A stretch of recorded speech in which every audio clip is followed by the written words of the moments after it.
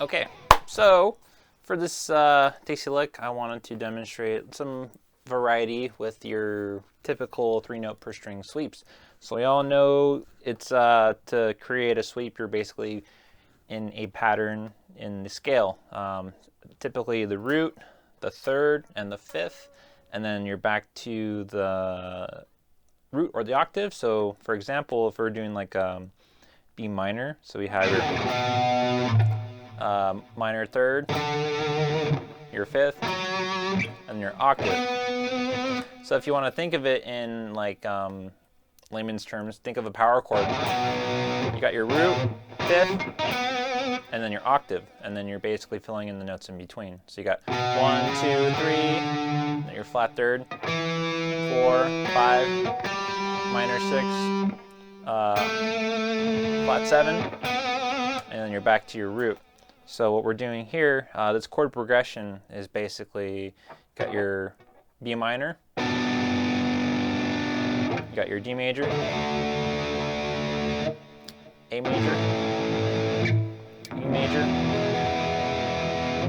G major, back to D, to F sharp, and then the last arpeggio kind of has like this augmented kind of like to give some tension, and then it resolves back into the B minor. So these are the notes, slow. So you have your, right? So those are your notes. So if that was a full sweep,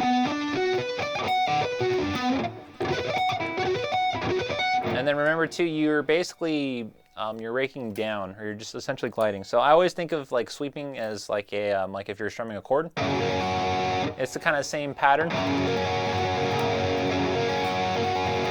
The only thing that's changing is that you're actually moving your fretting hand with each note, so it's a little bit more. It sticks out better.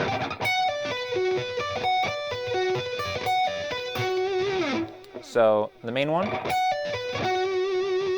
and then the next one.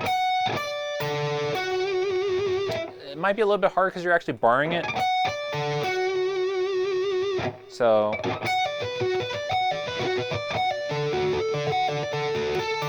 and then you're,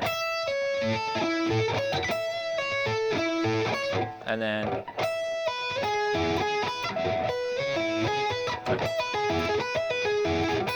the next part.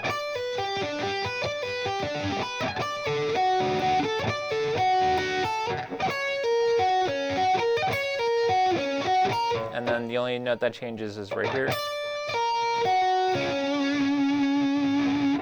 Right? So you have like that D and the F sharp right there. It creates that kind of augment.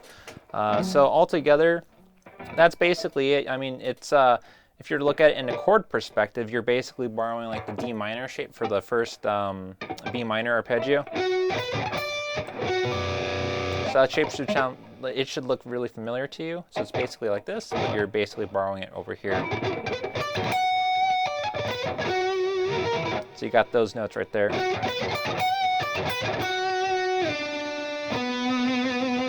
So again, and then you're gonna shift it, and you're basically just right there. And then the next one, and that's like a D major kind of pattern as far as like the positioning. And then this one here, and this is basically being borrowed from like an A major kind of chord. So if I was to continue down, you got your in the A, and then you're basically going down the chord progression. So with that one, you can even, the way I have it on the tab, it's basically over here. If you want to make it a little bit more augmented sounding, just sharpen that note, so it's like that. So instead of you got that. So that's basically it. So I'm going to try to attempt this again in semi-normal speed. So.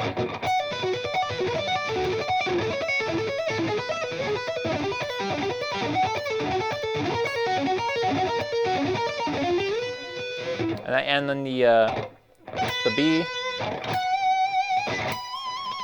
the minor third, and then the octave.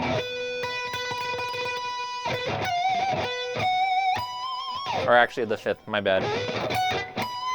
So if it was a minor third, right there, your fifth, and then your octave. And that's basically how you kind of build upon your sweeps.